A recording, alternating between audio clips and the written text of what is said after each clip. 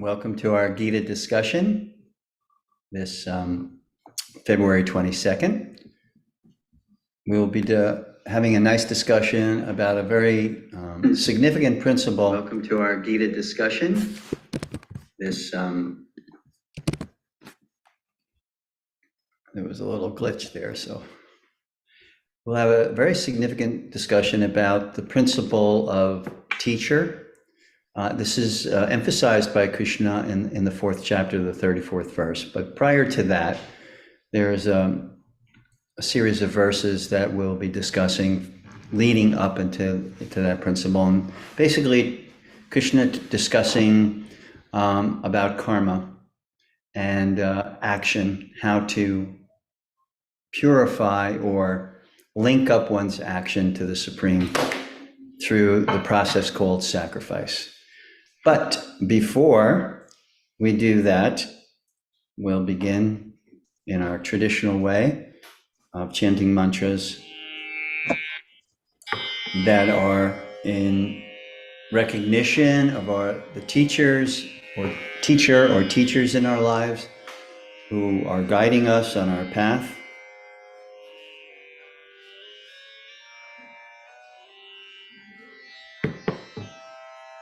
There's a set of mantras. First two show gratitude and respect to the principle of teacher on our path. The second two mantras will be to my specific teacher, A.C. Bhaktivedanta Swami Prabhupada. And then we will chant a mantra to Chaitanya Mahaprabhu, who appeared over 500 years ago with the strategy for self-realization in this particular day and age, which is called Kali Yuga. And then finally, we'll conclude with the Maha Mantra, the Hare Krishna mantra. So if you do know the mantras, of course, please chant along. If you don't, all you need to do is to hear the mantras.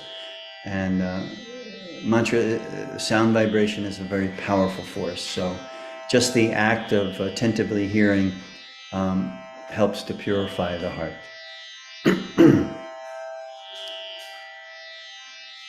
Om Jnana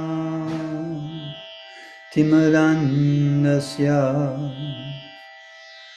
Jnananjana Shilakaya Chakshurun Militam Jena Tasmai Sri Guruve Namaha. Sri Chaitanya Manobhishtam Stapitam Jena Bhutale Sayam Rupa Kadamayam Dadati Swapadantikam Namayam Vishnu Padaya Krishna Prastaya Bhutale Srimate Bhaktivedanta Swami Niti Namine Namaste Saraswati Devi Gauravani Pracharine Nirbhishesha Shunyavadi Pastatya Deshutarine Jaya Sri Krishna Chaitanya Prabhu Nityananda Sri Advaita Gadadhar Shivasari Gaur Bhaktavrinda Hare Krishna Krishna Krishna Hare Hare Hare Ram Ram Rama Hare Hare.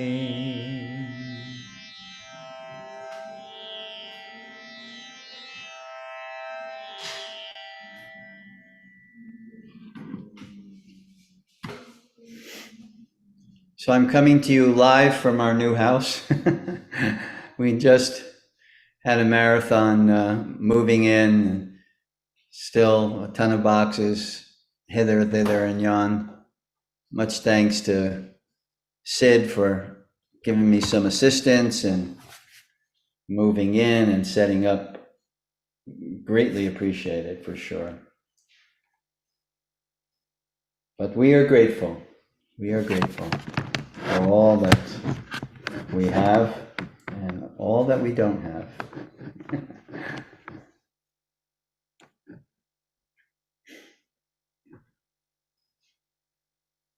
So we're continuing our sojourn through the Bhagavad Gita, and from the 4th chapter. Gokula, can you give me the Bhagavad Gita, please? Yes. And basically, we left off, I believe it was verse 11. And from there, I'll do a summary of the verses all the way up until, thank you, all the way up until, I think it is 33.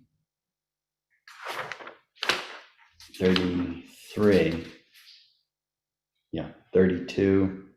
Yeah, 33. Okay. So this is Bhagavad Gita, chapter 4, Transcendental Knowledge. And the verse reads as follows.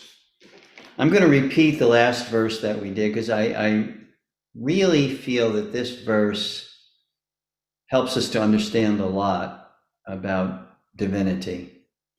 And why does it appear to be so many opposing views on what is divinity?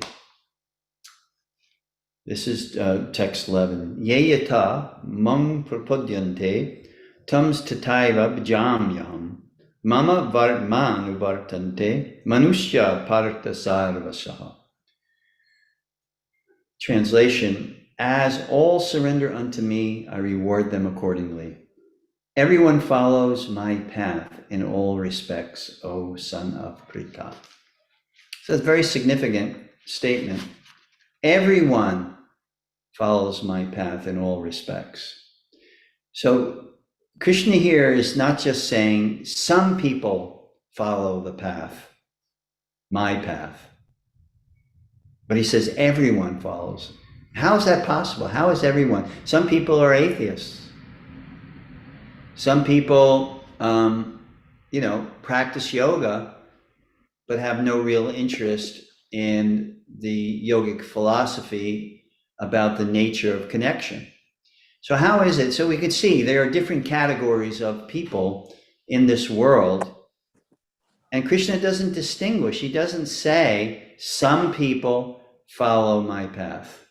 He says everyone, as they surrender, as they desire, I reciprocate. Now I'm paraphrasing. This is not the way the verse reads, but I'm reciprocating to maybe make it clear. I don't know. So as a person, what their intention is, then I reciprocate accordingly. And then Krishna makes that statement. Everyone follows my path in all respects. So if we are to say, Om Purnamada Purnamidam Purnat Purnam Udachyate Purnasya Purnamadaya Purnameva Vasisyate.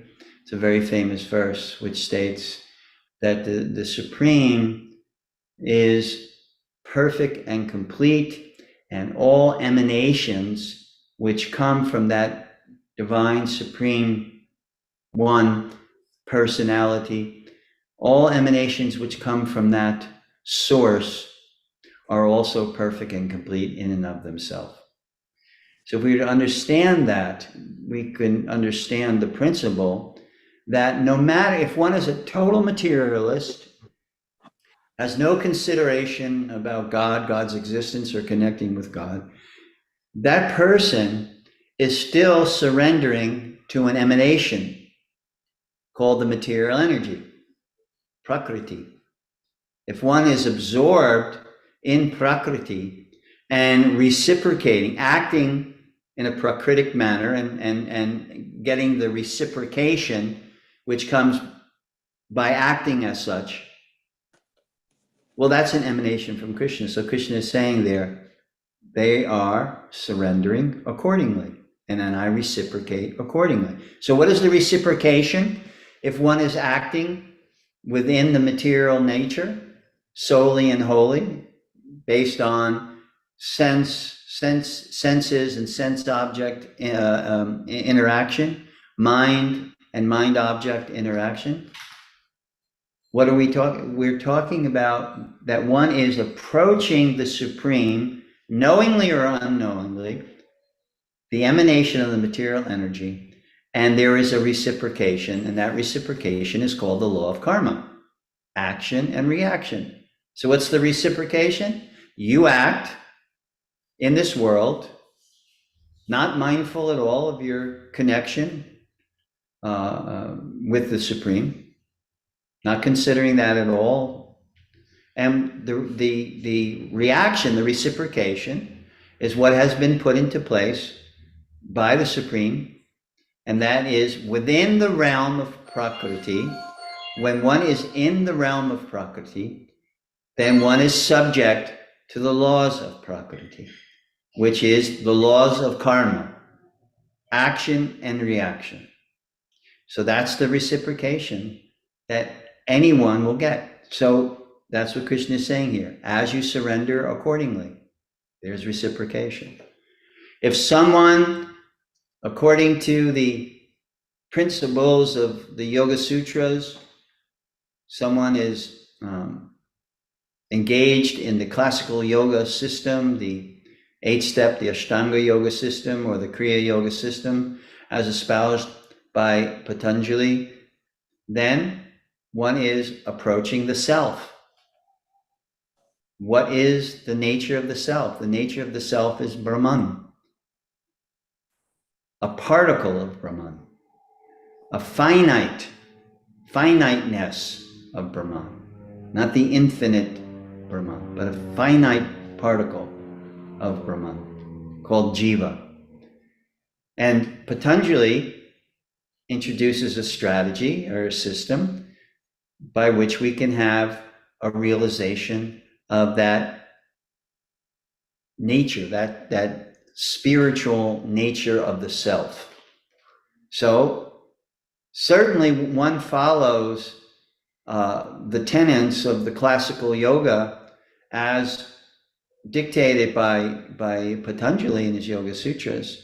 So there is effort, there is surrender, because certainly whether you perform Ashtanga Yoga, the eightfold system, yamas, niyamas, pranayam, asana, pratyahara, dharana, dhyana,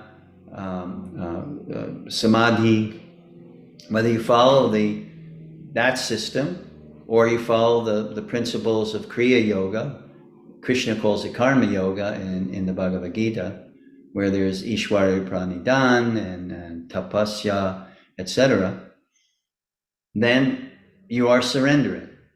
And the reward, there's reciprocation. And what is the reciprocation? If you follow the system according to the Yoga Sutras, then there is realization of the nature of the self, and then one abides in that nature of Satchit Ananda. So that there's that. Then there's Jnana Yoga, and the effort to realize our connection with Brahman, which is the universal principle of immortality, imperishability, and ultimate happiness. And the system that Krishna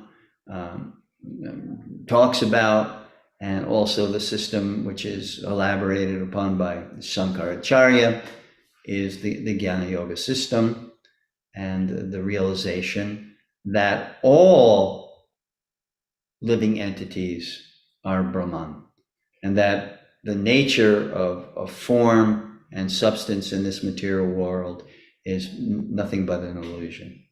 So one surrenders to that, concept, that goal, and there's reciprocation. There's realization of our connection with Brahman. And then there's the Bhakti Yoga principle, where there is a supreme personality of Godhead from which everything emanates, including Brahman. And the nature of surrender is what is indicated here, especially in chapters 7 through 12 in the Bhagavad Gita, the Bhakti Yoga system. And the Bhakti is defined in the Garuda Purana and also by many of the Vaishnava Bhakti Acharyas, that the nature of Bhakti is devotional service to that supreme personality of God. That is really, when one says, what is Bhakti Yoga? It is devotional service to the Supreme in order to reestablish one's connection, to link up with the Supreme through that devotional service. And the nature of that, the reciprocation, the surrender that's required to do that, the various aspects, the various principles that one follows in the Bhakti Yoga system, the sadhana that one follows in the Bhakti Yoga system of chanting God's names through japa and kirtan and swadhyaya, study of sacred texts like Bhagavad Gita and the Bhagavad Purana, etc., then that is the nature of our surrender. That is what we are surrendering. That is the sacrifice that we are making. So the reciprocation is connection through love. Bhakti Yoga does not concern itself with Brahman, although there is an understanding of what is Brahman and how we are Brahman. But the real concern of Bhakti Yoga is bhakti, devotional service to the Supreme. And the reciprocation is more bhakti. When one surrenders through this process, then what is the reciprocation? Then you have increasing opportunities for devotional service to the Supreme. And it initially starts out of obligation. In other words, you are obliged because you are following the system, and then in the system, once you develop shraddha, which is faith or inspiration, and then you move on to desire of sadhu sangha, having association with great personalities, saintly personalities. And then you go to the commitment level of bhajana kriya. That means actions of devotion on a regular basis through the process of sadhana. Then when you get to that level, then you are performing regularly devotional service, and your life and lifestyle is adjusted for that particular the Bhakti Yoga system. So Krishna says, there are many ways, there are many tiers of understanding, many levels of understanding, and how and when you surrender to one or the other tier, there's a reciprocation. So there's determination, there's dedication, and there's reciprocation, according to Bhagavad Gita. And Bhagavad Gita, Krishna doesn't really emphasize renunciation in the way that maybe the Upanishads would, giving up the world. In fact, Krishna, Arjuna says that this is very difficult for me to do. During the dialogue in the 6th chapter of the Bhagavad Gita, where Krishna talks about dhyana yoga, or the yoga of meditation, Raj Yoga, Arjuna says, it's very difficult for me to do. I don't know how many people I've heard say, I tried meditation, I just couldn't control my mind. My mind was all over the place. Yeah, because the mind is a fierce force to contend with. So, to try to subdue it is not an easy thing to do. So that is Arjuna's statement, and Krishna is guiding him how, by acting according to your psychophysical nature in a particular way, under guidance, through the execution of sacrifice, you can transform. It's a transformative process. You can transform all that you do, all action and all thought that you do. You can transform that into an experience which is connective rather than separating. In other words, if you act in a particular way according to the guidance as given in texts like Bhagavad Gita, under the tutelage of a qualified teacher, then you are guided through a lifestyle adjustment, which really means, there are certain changes in your lifestyle. For instance, ahimsa, the following of the himsa. There are certain changes that you make if you're not already doing it. But really what it means, it's like flipping a switch in the mindset, how we see the world. It's flipping the switch in consciousness on how we see the world. We go from a self-centeredness to a God-centeredness. We see everything in relationship to the Supreme. All of our actions, all of our motivation changes. Rather than we are motivated by what I get out of it, we are motivated by when we do flip that switch and perform yoga with the connection, the connective spirit, we actually flip a switch which sees everything in relationship to sacrifice. And sacrifice means whatever I'm doing, I see it as an offering to the Supreme. Whether it's my function as a husband, my function as a father or mother, my function as a member of a community or a society in general, whatever I do, I see that function as a sacrifice that is to be offered to the Supreme. Now the trick is, how exactly do I do that? How exactly do I act? What lifestyle adjustments do I make? And how do I act in a way that Krishna is advising here in the Gita? You can act, but the fruits of your action you shouldn't be attached to. But more, you should see the fruits of your action as an offering to the Supreme. So how do we do that? So from the verses after this, Krishna gives us an indication in this text 13. He says, according to the, did I miss one? Did I miss 12? Yeah, I did miss 12, I'm sorry. 12 reads, men in this world desire success in fruitive activities, and therefore they worship the demigods, because that's the reciprocation. If I worship Surya, there's a reciprocation. Surya gives health. If I worship another demigod, for Shiva, for some benediction, some boon, then there is a reciprocation in what I'm seeking. So the reciprocation is there. So what Krishna is saying here, if you desire success in your fruitive activities, therefore there's a system to do that, and there's a reciprocation accordingly. As you know, I do kirtans and I lecture in yoga studios. I do yoga teacher training courses and things like that. I never ask for a fee. I never, ever ask for a fee. It doesn't matter. If I have to give a 4 or 6 hour seminar and all the hours it takes to prepare for that, I never ask for a fee. Why? Because I feel when you engage in a kind of a mercantilistic way in giving of spiritual knowledge, then the result, the reciprocation that you get is the fee.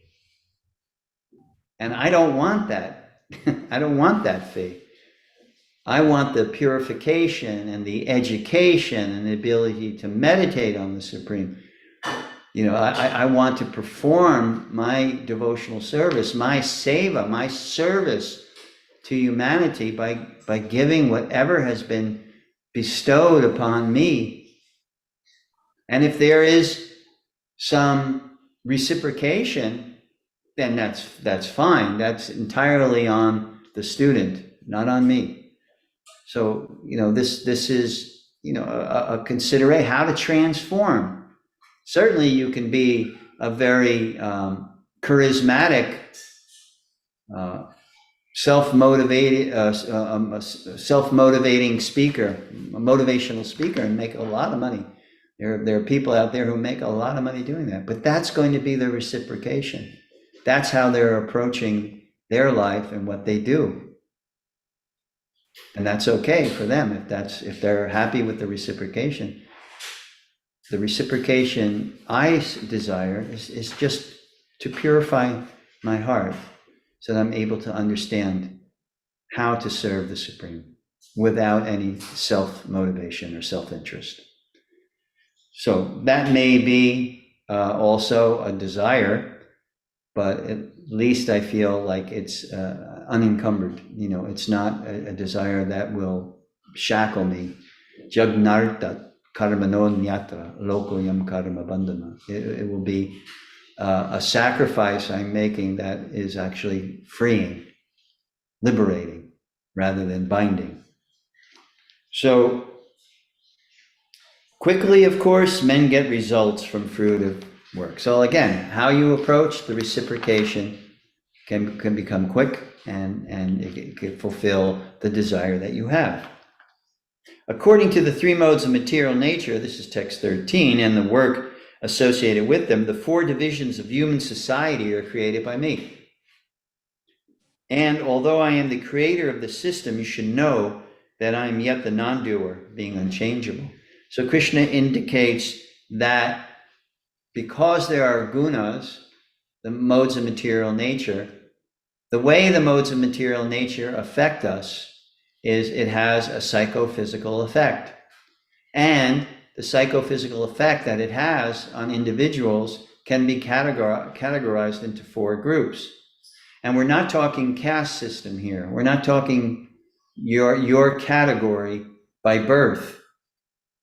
Just like if a child is born into the family of doctors, does that mean that the child is automatically a doctor? No. The child will not be a doctor unless the child goes through and qualifies himself or herself through the education that one must receive in order to be a medical practitioner. So that's not what Krishna is saying here. He's saying the categories that exist, they exist because of the effect that the modes of material nature, sattva-gun or goodness, rajagun or passion, tamagun or ignorance, that they have the psychophysical effect of that influence of the material nature upon the jiva that's embodied, encapsulated in the material body. And the effect that it has causes one to have a particular inclination, a particular inclination is the word I wanted. An inclination towards a type of action.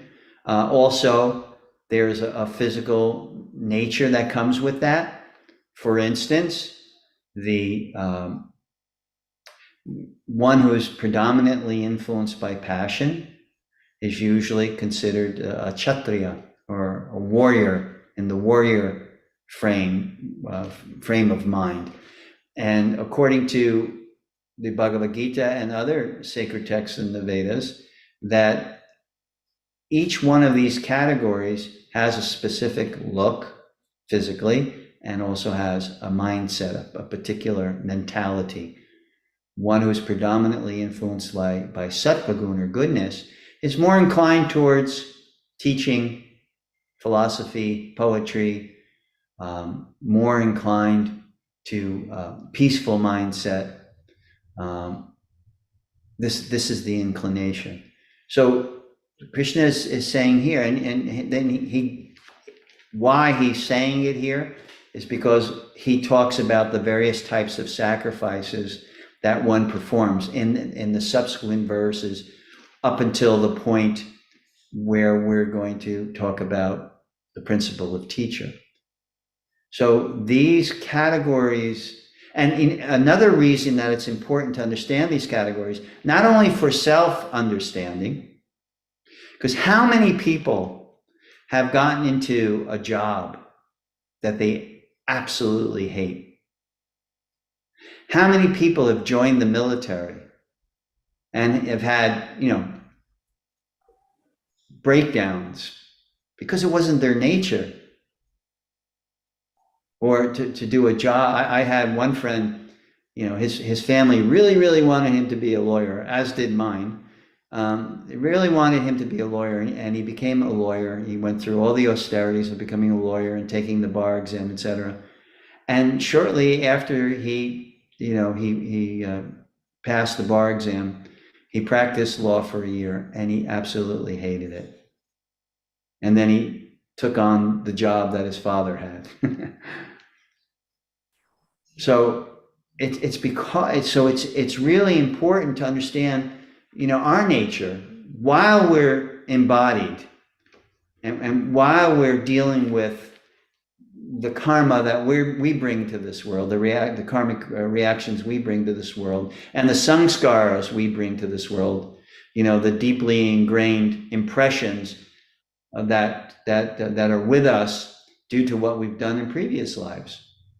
That's all taken into consideration by Krishna when he makes this statement that we have karma, we have samskaras as a result of our karma, and those elements bring us to our nature, what we are attracted to, what we are inclined towards, whether it is something intellectual or something, on a managerial level or a warrior level or a business inclination, or someone who just is happy serving the rest of society, using their talents and their abilities in service to society.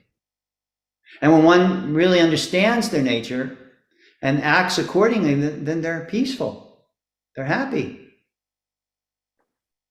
That's because, inadvertently, they have fallen into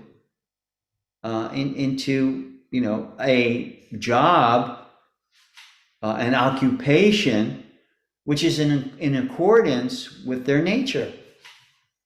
And therefore, they do what they love and love what they do.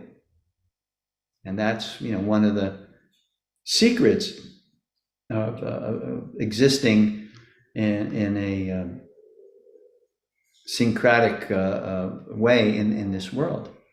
But also, if we take on the responsibility as a parent, understanding nature in this way, the modes of material nature, etc., it helps us guide our children. It helps us to take the step back that we need to take as a parent. Because all too often parents fall into the trap of imposing their desires. I really want you to be a professional baseball player. But Dad, I have no interest in baseball. It's boring. So, knowing how to recognize this nature, and that's why Krishna spends time and energy in the Bhagavad Gita. Here he introduces that there is this distinct nature called the Varnashram system, 4 categories of psychophysical nature. He introduces it, but later on he gives very specifics that if you're predominantly influenced by sattva gun, then you'll act in this way, you'll work according to this, you'll like foods in this particular way. He gives a whole list of indicators how you can come in contact with your psychophysical nature while embodied in this particular body. And then you if you know within yourself you certainly can recognize it within your child. And then give your child really good guidance, and not self-motivated guidance, but objective, good intentioned guidance on the path that they can take, in terms of their life, according to their psychophysical nature. So it becomes important to recognize that, so that we don't impose upon our children, we live vicariously through them, and we force them into situations that they're just not comfortable with and have no desire. And we all have to be careful of that. So then Krishna introduces that to also introduce, and I won't go through all the verses on sacrifice. You can read them for yourself, beginning with text 14 all the way up to text 32. But basically, according to your nature, there is sacrifice that you perform. There is a system of sacrifice which is according to your nature. And that sacrifice, guiding your actions, directing your actions in such a way, helps you to link up to the Supreme, connect to the Supreme through your very nature and your actions born of that nature. That's what Krishna talks about. First, he talks about karma, 3 types of karma. There's good karma, bad karma, and good reactions, bad reactions, and no reactions. So he talks about karma, vikarma, akarma, and then how to act according to your nature, so that you can have at your disposal a transformative process which transforms your actions and burns away your previous reactions in karma. So it does 2 things. By performing the proper sacrifice according to your psychophysical nature, there's 2 effects. One is it burns away the reactions. Acting accordingly burns away the reactions from previous karmic activity. And secondly, it connects, it actually takes what you do in this world as a parent, as a spouse, as a member of society. It gives you a strategy to flip that switch of consciousness where you can make the connection of what you're doing as an offering to God. And that transformation, it brings about purification, education, realization of the nature of the self. So it's could be complex. So one may ask, well, how do I see my way through this to understand my nature? And then once I do, what do I do? How do I approach it? Where does the knowledge come from? And this is where we continue now in Bhagavad Gita. I pose the question, is having a teacher on your path essential? So, the word that's used quite often in the yoga context is guru.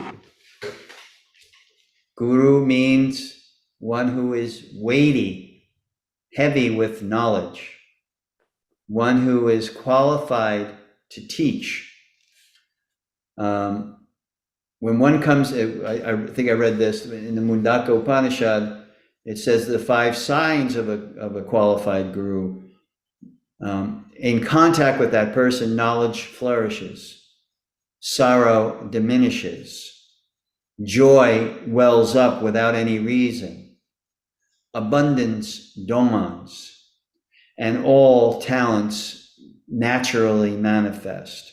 So this is an indicator of when you're in the presence of someone who is a qualified guru or qualified teacher. So the association that we keep is very important. Last class, I used that example of a raindrop from the sky. It drops, falls into your hand, it's pure, you can drink it. If it falls in the gutter, it becomes contaminated by the waste that's in the gutter. It can't be drunk. It can't even be used to bathe at that point. Same drop of water, different association. If it falls on a hot surface, what happens to that drop of water? It evaporates. If it falls on a lotus leaf, what happens? It shines like a pearl. If it falls on an oyster, then according to the Vedas, that water turns into an actual pearl. The drop is the same, but its existence and worth depends on what is associated with. Therefore, association with a spiritually advanced individual is of the utmost importance. If one is on a spiritual path, if one sees and is motivated to practice yoga for spiritual development, then, to be in association of one who can assist you.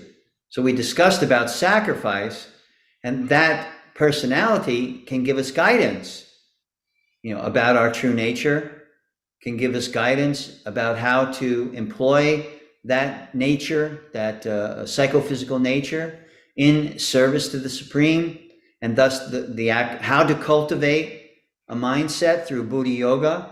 Buddha Yoga really means the act of conceptualizing who I am and how I act and think according to who I am, to make it a pure offering to the Supreme. So a teacher, a qualified teacher, helps us to do that. There's a nice meditation given in the Srimad Bhagavatam on 24 different things that we can see readily around us and make a connection to the qualities of a guru. I won't read all 24, but I'll read a few to give you an idea how you can actually meditate through your day on what is the nature of a teacher, a qualified teacher. And we have to understand that, because if we do not understand what is a qualified teacher, we can be easily duped. Because there are many charismatic, intelligent people out there that can pose that way. And they can rise to great popularity only to be shot down by the illusory force. There's a story I heard from Sadhguru, and he was telling I call it the BS story. It's about a bull and a pheasant. Did I tell this story before? The story of the bull and the pheasant? The pheasant was getting old, and it had a friend. They hung out in a pasture ground near this big tree. So the pheasant was friends with a bull. So the pheasant was complaining, as all of us do when we get old, about the fact that it was growing weak, that it could barely fly even up to the first branch. So, and that's precarious for a pheasant, because then a predator can easily get it if it can't fly away. If you've ever seen a pheasant fly, they're really quick, really fast, and that is how they're able to escape. So this pheasant was saying to the bull, I'm getting old, I can barely fly, I'm in a very dangerous position right now. So the bull says, I have a solution. So the pheasant says, you do? He says, yeah. He says, all you need to do is every day eat some of my dung. Of course, you can use the two words that are BS. It actually has a little bit more relevance to the story, but I'm going to use the word dung in respect to my audience. And the pheasant says, you want me to eat your dung? And he says, yeah. He said, it is a simple remedy for weakness caused by your aging body. So the pheasant said, okay. Because we know how many scams are out there to give you, that's promising you, perpetual, the fountain of youth, take these 5 pills and it's the fountain of youth. You won't grow old. Do this and you won't grow old. Do that, you won't grow old. There's a story for every sucker. People who are trying to avoid the inevitable. But anyway, the bull encourages the pheasant to take, and the pheasant said, okay. And every day, and the bull says, for 2 weeks, you do it for 2 weeks, watch the difference. So the pheasant takes it one day and takes it the second day. And the pheasant notices that he can very easily now fly up to the first branch. So of course he's enthused by results. Keeps on taking the bull dung. And as he's progressing through the 2 weeks, he's able to fly higher and stronger up the tree. And finally, after 2 weeks, he's able to fly to the top of the tree. And he's sitting there very proudly. Look what I've achieved. I've gone to the top of the tree. Unbeknownst to the pheasant, across the other side of the field is a farmer sitting on his porch. Farmer didn't see the pheasant when he was on the ground, but now he sees the pheasant on the top of the tree. He gets out a shotgun and he shoots the pheasant. The pheasant falls dead. So this is people who think, that they can gain some illusory, by their charisma or by their intelligence, they can gain popularity, they can gain something, but actually, eventually they're shut down by illusion.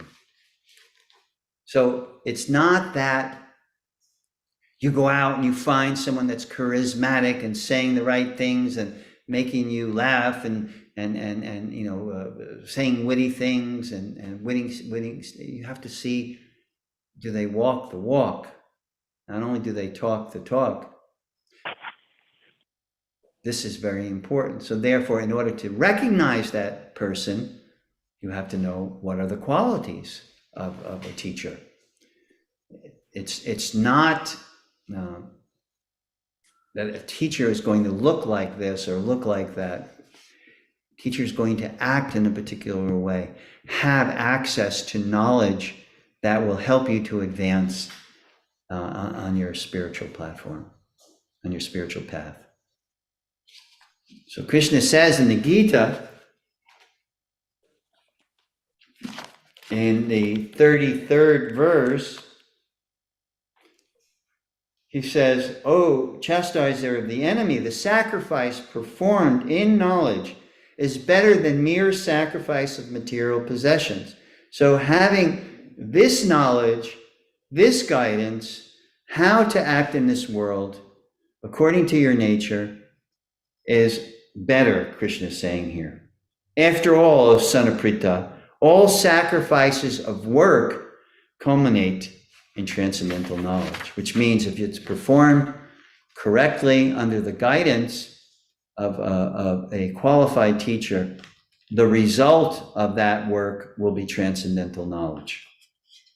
So here's the verse that I'm talking about, where Krishna makes it abundantly clear. It's 34 in the Gita. He says, just try to learn the truth by approaching a spiritual master. Inquire from him submissively and render service unto him. The self-realized souls can impart knowledge unto you because they have seen the truth. They are living in the truth. And I'll read 35 just to keep it consistent. Having obtained real knowledge from a self-realized soul, you will never fall again into such illusion. For by this knowledge, you will see that all living beings are but a part of the Supreme, or in other words, that they are mine. one of the resistance to this principle is the fact that historically there have been people who have posed as spiritual teachers. And then when push comes to shove, it shows that they are also clever, witty, good presenters, but the purification of the heart has not taken place sufficiently. So they may have been well intentioned, but still they can be influenced by the modes of material nature and act under the influence of those modes. While a qualified teacher, as described here, he's a tattvadarshini, he's a seer of the truth, a liver of the truth. He lives in the truth. That not only talking the talk, but also walking the walk. That person is as reputable in private as that person is in public. In other words, there's not two different people. The person on the stage, the person, the presenter, and then the person behind closed doors. And India in particular, but not only India, every path is rife with pretenders, people who have not been qualified to assume the posture that they have. And then the end result is Catholic Church, and the priesthood has been like that. And many in the Vaishnava lineage, there have been many such instances. And in Islam, it does not matter. And even people now, in 21st century yoga, there have been people like the pheasant who have risen to prominence and sat there, proud and having many followers and much wealth and Rolls Royces and houses and so many different things. And then, that big fat pheasant at the top of the tree was just an easy target for the illusory energy. So again, you are a mouse. Again, you fall down into having that uncontrolled senses. That's why Rupa Goswami in the Upadeshamrita, the first thing he indicates to us, right, is Vacho Vegam, Manasakroda Vegam, Jiva Vegam, Udara Upashta Vegam. That the person who can control the 6 urges, the urge to speak. And the more I think about that, the urge to speak, the more I see that as being very difficult for people to conquer, the urge to speak. Either they're cruel, they speak in a way that's cruel, or they speak in a way that's deceptive, or a way that's overly aggressive, or overly deceptive. So Vacho Vega means the urge to speak. So a person who's considered qualified, could be in the category of teacher, has to be able to control their speech. Like I'll use for an example, many of you have not met my teacher, A.C. Bhaktivedanta Swami, but if you do an objective analysis of his life, you will see that when he spoke, 99% of the time, what he spoke about was how you can connect through the process of bhakti to the Supreme. He spent most of his life just teaching and teaching, whether he was accepted as a guru or not, because prior he was a married man, grihasta, he worked, he was a chemist, and but still, you see, historically in his life, his main concern was to speak about connecting with the Supreme through the process of bhakti, sadhana bhakti. So, Vachovegam is an important quality of a bona fide teacher.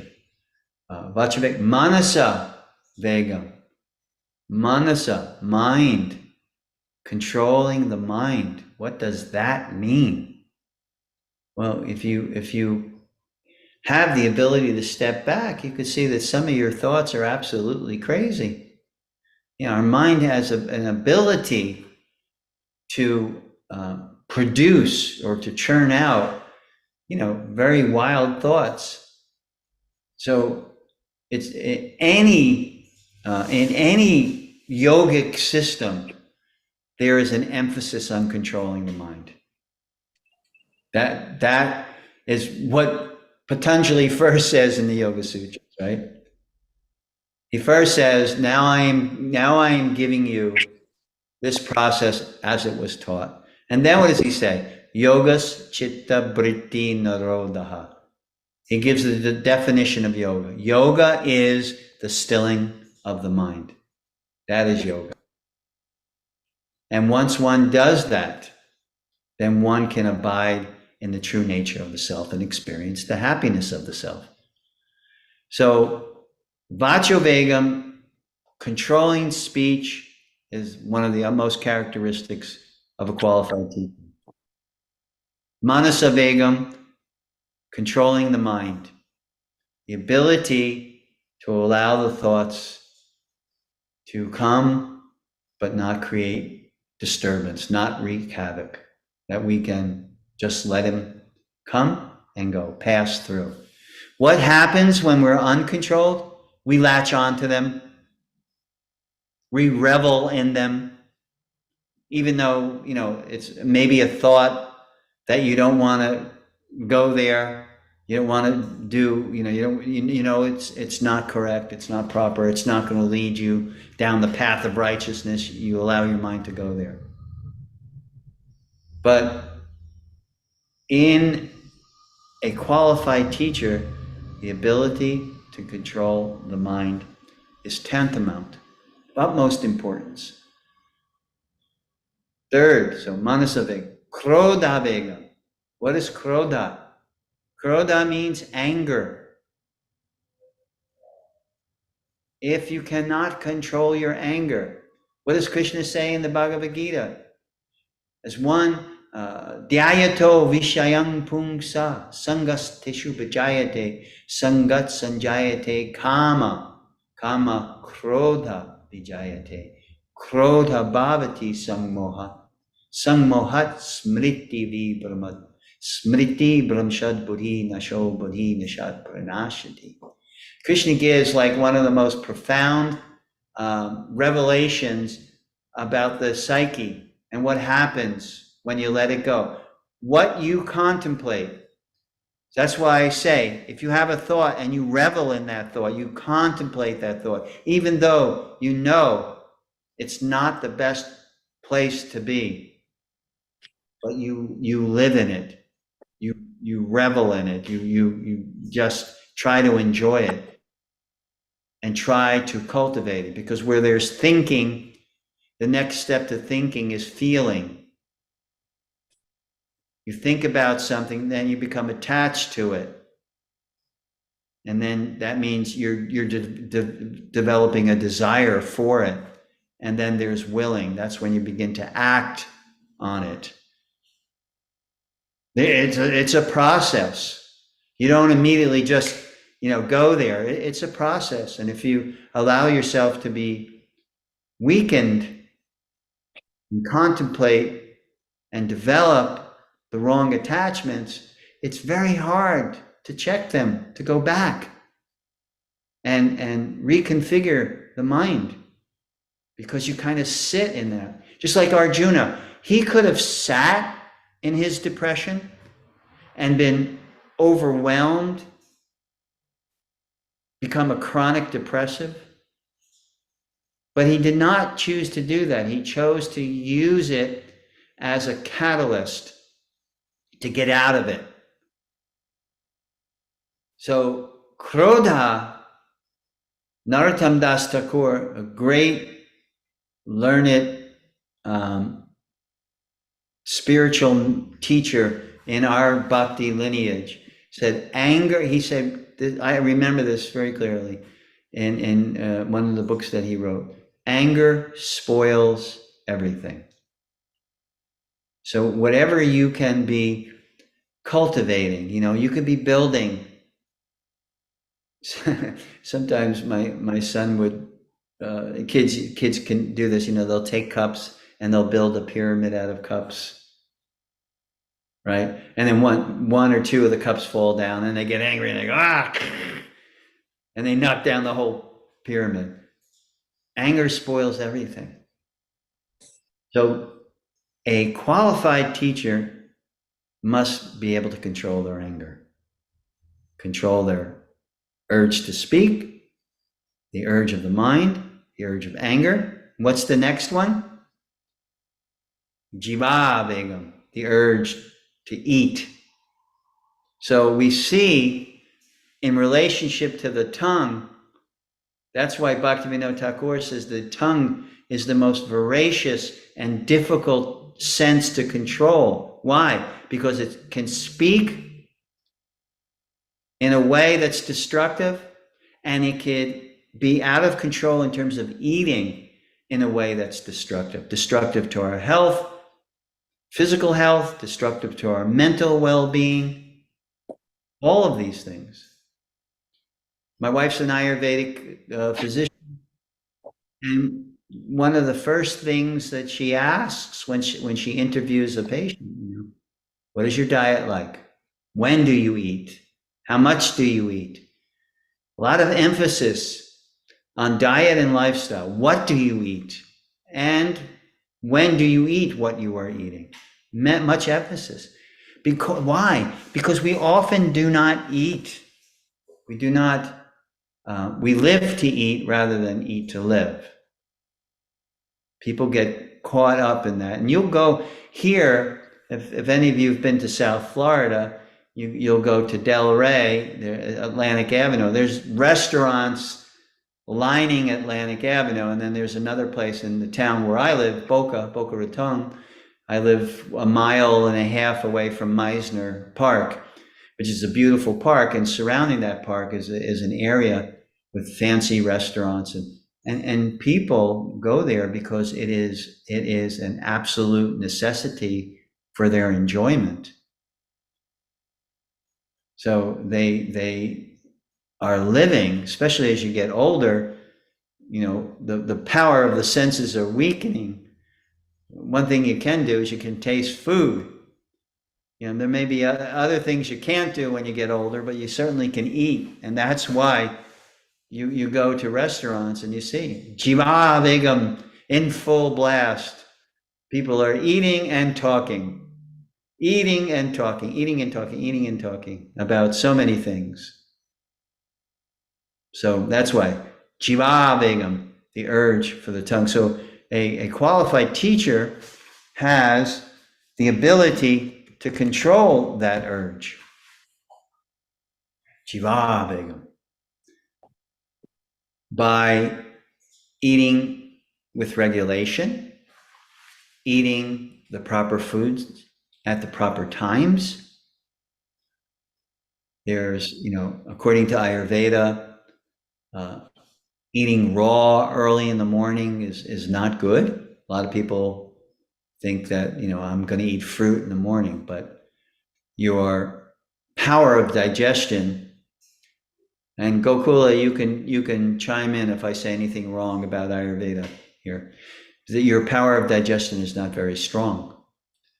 So what happens when you eat raw, your body has to cook it in order for it to be assimilated into your system. So oftentimes it's not recommended. And also fruit in general, eat it alone or leave it alone. Sometimes people will have fruit and yogurt, fruit in their cereal, like that, then they're mixing and creating havoc in terms of their digestion. So the control means that you really get down the science. And one may say, oh, you're taking all the fun, Lakshmi, you're taking all the fun out of my life here, I can't gossip anymore, according to you. Or I can't eat whenever I want to eat, whenever I want to eat. What do I have to live for? What you live for when you live a more controlled life is the regulation brings peace of mind. It states that in the Bhagavad Purana. When you are regulated, it actually, like pranayama, helps to control the mind. The regular eating properly, sleeping properly, etc., doing these things helps to control the mind. They all kind of play into each other. And then the last two, Veda Anupashta Vegam, that means stomach. People eat not because they're hungry, really, because they're kind of filling their stomach. Because according to Ayurveda, you're not to fill up. You're to fill up, I think, halfway with food, and then halfway with air, and half with water. I think that's the formula that Prabhupada gave. Gokula, you can interject if you want. But to fill the belly full, then it's such a chore for the body to digest it. So a self-realized soul is in contact with the yantra rudhani maya, the machine that they're operating in, and they want it to operate at maximum performance. Without the supplements and all the diets and the fads and the fancies and the trends there, that just by regulating like that, controlling what goes by taste, by the tongue, into the stomach, and then the last urge is the urge of the sex drive, that one does not become overwhelmed and consumed by the urge of sex. Which, many people, that's the way they structure their life, one way or the other. So those 6 urges are described. A person who lives in control of those 6 urges is qualified to teach. Is called a Goswami, one who can control the senses and the urges. And one who does not do that is called a Godas, one who is a servant to the senses, servant to the urges. So, little hint about why Krishna is saying this. We need to find that person. It is a journey, and it requires a great deal of sincerity, honesty, and forethought, and desire to come in contact with that person. But we should educate ourselves before we make that journey, or at least while we're making that journey, so that we don't get in a position that we later on regret. We're duped into thinking someone is something that they're not, and then putting a lot of effort into being submissive and having a serving attitude towards that person, and then feeling frustrated and angry when that person disappoints you. So really becomes our obligation when we're on that path to educate ourselves. And there's plenty out there. Krishna gives several verses in the 2nd chapter of what a transcendentalist looks like. How do they walk? Arjuna even asked that question. How do they walk? How do they talk? Etc. So the information is out there. The knowledge is out there. It just means, it's a test. It's a test. The path of bhakti in particular requires some faith. And I'll finish with the parable from the Bible, where Jesus was approached by his disciples about a man who was really, really sick. And he said, because he had performed miracles before, they were hoping that Jesus would perform a miracle on this man to help this man. He was very sickly. So Jesus said, bring him to me. They brought the man, and he was thin and he was weak. People didn't know, how long he was going to live, whatever. So Jesus said to him, I will give you the cure. Will you follow? Just like when people approach my wife as an Ayurvedic doctor, she says, okay, I'll help you, but will you follow? Will you do what you need to do? So that's, I think Jesus was one of the original Ayurvedic doctors. So he asked this man, will you follow? And the man said, yes, I'll do anything. I'm so sick. So Jesus said, I want you to fast for 48 days. And some of his disciples are like, what? That's pretty severe. And some of them actually lost faith in him and went away when they heard him, being so severe to this man who was sickly. But the man followed. 48 days he fasted. And they brought him to Jesus, and he said, did you fast? And he said, yes, I fasted. Nothing. Just a little water, that's all I had. He said, okay. So he told one of his disciples, bring me a bowl of hot milk. So the disciples were like, yay, finally, Jesus is going to let him take some nourishment into his body. And so when Jesus took the bowl of hot milk and he gave it to the man, and he said, don't drink. And some of the disciples were like, oh, this is too much. Now he's really being unnecessarily cruel. And they went away. So he said, take that bowl and hold it under your nose and breathe in. So you can imagine this man, he's fasting 48 hours. He's got this, I don't know if you like milk or not, but I love milk. He's got this bowl of milk and he's breathing it in. And Jesus says, wait, do not drink. So some time went by, and Jesus is just encouraging man not to drink. And then those who were really, they had some faith in Jesus, but a little weak in their faith, they just, this is too much. I can't understand why Master is doing this. I leave. So after a period of time, Jesus says, open your mouth. Hold the bowl in front of your mouth. He opens his mouth. This huge tapeworm comes out of his mouth.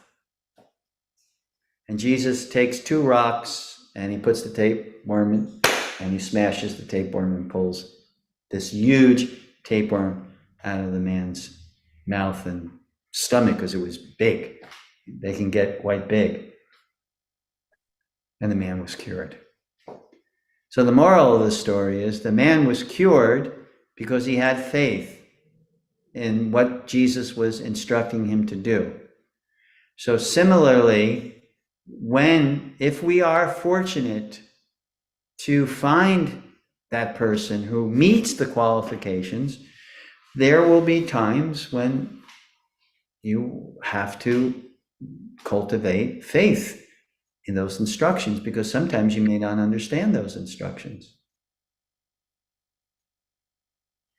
But make no mistake, there is faith required in advancing in anything. You go to the university, don't you have faith that if you get a degree, you're going to better yourself by getting that degree? You have faith, right? And then you go get your master's and you have faith. Okay, I got a bachelor's, but if I get a master's, now I'm qualifying myself even more. You have faith in that. And then some go for their PhD because they have faith that, the more education I get, was it Benjamin Franklin who said, and invest, you'll never lose if you invest in knowledge? There's never a penny lost if you invest in knowledge. So it's a matter of where you repose your faith. If you do the research, if you do the homework, and you know what the qualifications are of a teacher that can help you, and you are greatly fortunate and you come in contact with such a person, it will take a little faith to be able to be submissive and to render service in that way, in the way that Krishna describes in the Bhagavad Gita. So I'll conclude there for you to meditate upon. If you have any questions now, I'd be happy to answer them, or any comments or observations. If not, and you come across something that you'd like to have clarified, I'm certainly available to you all, as you know. So anyone have any question? Anyone there that I can't read the chat, so. Ishwari says there's so much nectar in this chapter, and there is. One of my favorite chapters. Anybody? Is that Celia? You have a question? No, Okay. no, thanks. Thank you. Thank you for the instruction. No question. Okay. All right. Sid, you have a question? I do. And it's going to be a silly question. But here's the thing. In each of these chapters, there's like the heavier font, and then there's like words after it. So I was just wondering, the Prabhu Pada, which did he write? The italics or the commentary? If you look at his translation, there's the original Sanskrit. Right. And it's written not in Sanskrit text. It's written what's called transliteration. Yes. It's how it would sound so that we could read it. Because I don't read the original Sanskrit's at the top, then the transliteration. So even if you don't know Sanskrit, you can read it. Tad, T-A-D, Vidhi, Pradipatena. So you can learn how to read it through the translation. Then he gives a word for word, how each word is translated. And then in connection with each other, what is the, so Prabhupada did all that. He did the word for word, he did the translation, and he did the commentary in his Gita. So he wrote the whole thing. Yeah, he translated and commented on, the whole Bhagavad Gita. Okay. That was my question. Thank you. If we have no further question, then we can adjourn till next week. So thank you all for your kind attention. I'm greatly appreciative of your association. Very inspiring to be with you every Wednesday night and be able to go through the Gita like this. It really is a jump start for me for my whole week. Because then, something that has said, something that should have been said, something that I heard that I can apply, it becomes my whole week's meditation. And I thank you all for that, because you've given me the opportunity for that meditation and contemplation. So I thank you. So have a great week. I'm going back to my boxes now. Thank you. And we'll hope to see you next week. Until then, have a happy, healthy, and holy week. Bye. Bye. Thank you. Hare Krishna. Bye.